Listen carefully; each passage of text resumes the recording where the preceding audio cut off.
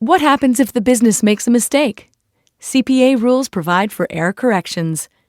If the originator of an AFT credit transaction recognizes that an error has been made, the payor, corporate, may ask their own financial institution to request a credit transaction recall or to issue an AFT error correction via the clearing, provided that they do so within the allowed time frame.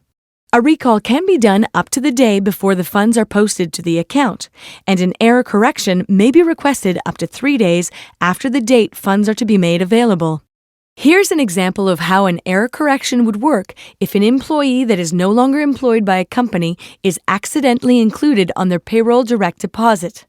The payor, the company, would contact their financial institution and explain the error. If the funds had already been posted to the employee's account and the company had notified the FI within the time frame for an error correction, the FI, at the payer's request, would send an error correction transaction to the former employee's FI.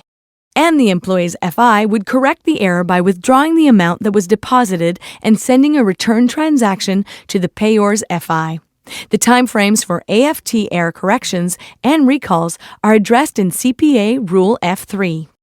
If the funds had not yet been posted to the former employee's account, the former employee's FI would simply cancel the payment by applying the recall transaction, in effect deleting that transaction. As a point of interest, Rule F5 addresses the possibility of refusal of an error correction by a payee. Of course, if the payee is not legally entitled to the funds, they are opening themselves to legal action on the part of the payor if they refuse the correction.